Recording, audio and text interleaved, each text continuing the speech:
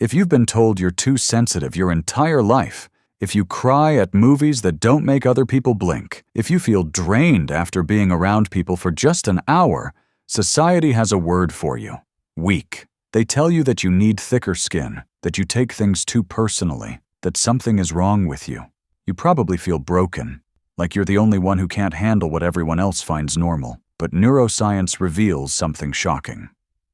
You're not broken. You have something that only 20% of the population has, and it's wired into your brain. Picture this. You're at a party. Everyone's laughing, music's playing, lights are flashing. To most people, it's just noise. But to you, it's overwhelming. You notice the person in the corner who looks sad. You feel the tension between two people arguing across the room. You're picking up emotional cues that others completely miss. And by the end of the night, you're exhausted. Not because you're weak, but because your brain is processing information on a completely different level. According to research psychologist Dr. Elaine Aron, this is called sensory processing sensitivity, found in 15 to 20% of the population, roughly 1.4 billion people worldwide. This isn't a disorder. It's a trait found in over 100 species, from fruit flies to primates, an evolutionary survival strategy.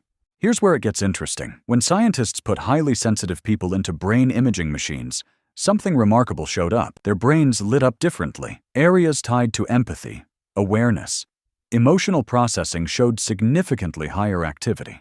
Research from 2014 found heightened activity in the insula and cingulate cortex. These areas are responsible for consciousness and interpreting emotions. In other words, when you feel things deeply, it's real. Your brain is wired to feel more intensely than others. And here's the part that changes everything. You know those moments when you sense someone's lying? When you feel danger before others? When you sense the mood shift before words are spoken? That's not anxiety. That's your mirror neuron system working overtime. Mirror neurons are specialized brain cells that allow us to understand what others feel by mirroring their emotions. Studies show highly sensitive people have more active mirror neuron systems. When someone around you is in pain, your brain experiences it. That's why watching the news feels unbearable. Your brain doesn't observe suffering, it feels it. Neuroscientist V.S. Ramachandran calls mirror neurons the basis of empathy.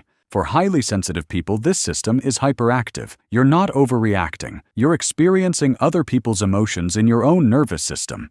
Now, society calls this a weakness. They tell you to toughen up, to stop caring, to grow thicker skin. But here's what they're missing. In evolutionary terms, you're the early warning system. You notice the predator before others see it. You sense when something's wrong. In tribes, someone like you kept everyone alive. Biologists found this trait across species. In every animal population, about 20% are observant, cautious, deeply aware. They don't rush in. They watch. They process. They notice details others miss. And when danger comes, they alert the group. This trait is a survival advantage. But here's the problem. The modern world wasn't built for you. It was built for people who tune things out. Open offices, bright lights, constant notifications, overstimulation everywhere. When you struggle, people say the problem is you. But the problem isn't you. It's the environment. Dr. Aron's research found something crucial. Highly sensitive people with supportive childhoods thrive more than non-sensitive people. But with difficult childhoods, they struggle more. You're not just sensitive to bad things. You're sensitive to everything. Good environments make you flourish. Bad ones hit harder. That's not weakness. That's depth. That's responsiveness. That's a finely tuned system that reacts to the world with precision.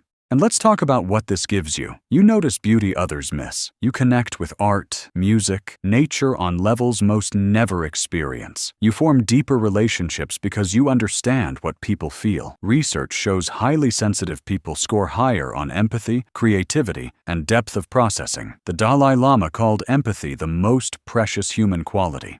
And you have it in abundance. Here's what you need to understand. Being highly sensitive doesn't mean you're fragile. It means you're responsive. The opposite of sensitivity isn't strength. It's impulsiveness. You're observant, reflective, deeply connected to life in a way most never experience. So yes, you feel pain intensely, but you also feel joy intensely. You experience love, connection, beauty, meaning at depths others don't reach. That's not a curse. That's a gift. It just requires boundaries, quiet, rest, environments that don't assault your nervous system. Dr. Aron recommends 8 hours in bed, 2 hours a day where your mind can drift, 1 day a week to rest. Not because you're weak, but because your system processes more and needs time to integrate.